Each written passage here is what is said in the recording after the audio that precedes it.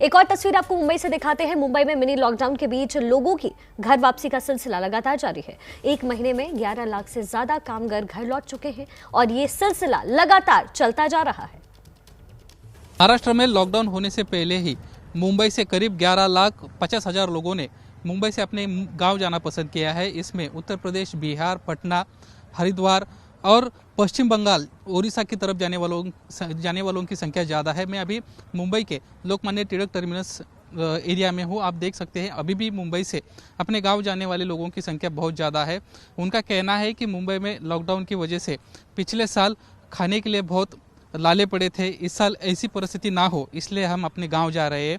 मध्य railway और पश्चिम railway ने जो जानकारी हमें दी है उससे यही पता चलता है कि अप्रैल महीने में करीब पश्चिम रेलवे से 252 ट्रेन यहाँ से उत्तर प्रदेश, बिहार और पश्चिम बंगाल की तरफ गई है और मध्य रेलवे से 250 गाड़ियाँ मुंबई से बाहर गई है। यहाँ पे एजेंट लोग भी बहुत ज़्यादा संख्या में बढ़ रहे हैं और काउंटर पे टिकट नहीं मिल रहा है, लेकिन एजेंट के पास से टिकट कैसे मिल रहा है, ऐसे सवाल भी इन लोगों ने खड़े किए हैं।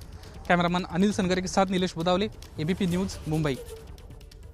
तो मुंबई और दिल्ली ये दो जगह, दो राज्य जहां कोरोना के सबसे ज्यादा केसेस हैं। इन दोनों ही जगह से हमारे दो संवाददाता इस वक्त जुड़ गए हैं। मदीहा खान संवाददाता दिल्ली से जुड़ रही हैं और मृत्युंजय सिंह मुंबई से जुड़ गए। सबसे पहले मदीहा, आपका रुख करना चाहूंगी। अभी अभी आपकी जो रिपोर्ट थी वो हम देख रहे थे निगम बोध घाट से। अभी फिलहाल क्या तस्वीर है और शायद ये दिल्ली में किसी ने सोचा भी नहीं होगा कि मौत के लिए ये पूरी पर्ची कट रही है। फिलहाल क्या तस्वीर है वहां से?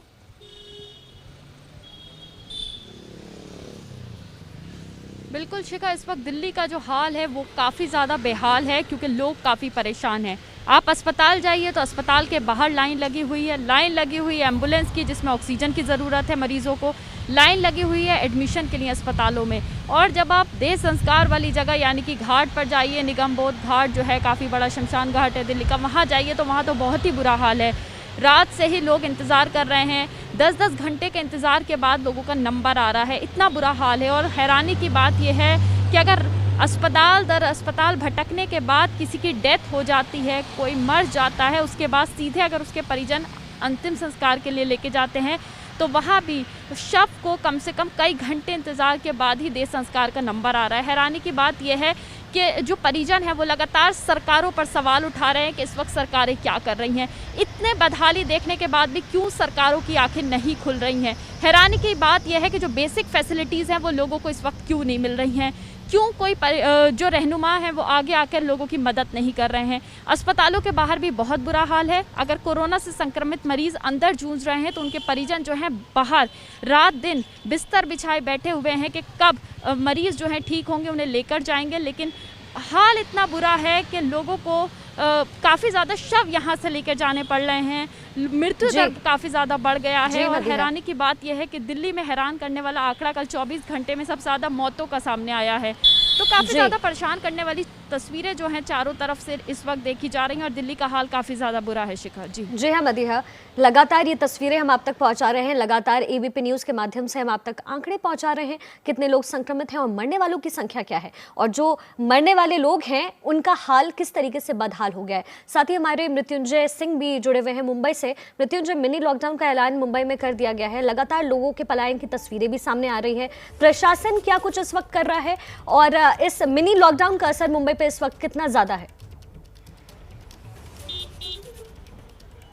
देखिए शिखा, लॉकडाउन ही हम इसे कहेंगे। पिछली और बार में और इस बार में फ़र्क सिर्फ इतना है कि रेल और एयरपोर्ट सेवा जो है वो जारी है। आपको बता दें कि पूरे कोरोना संकट काल में पिछले साल से लेकर अब तक महाराष्ट्र में पिछले 24 घंटे में सबसे ज़्यादा मौत हुई है, 773 मौतें 24 घंटे में, और मुंबई में 72 मौतें हुई है। अब इसका लोगों को एक ही विकल्प नजर आता है, वो विकल्प है वैक्सीनेशन। लेकिन अब वैक्सीनेशन की क्या तस्वीर है वो अब मैं आपको दिखा दूं। ये जरा इस तस्वीर को देख लीजिए। सुबह सुबह का समय है, मुंबई के गोरेगांव का इलाका है। गोरेगांव का ये नेस्को सेंटर है जहां पर सबसे बड़ा जंबो सेंटर बनाया गया है, वैक्सीनेशन सेंटर भी बनाया गया है। जरा इस लंबी कतार को देखिए।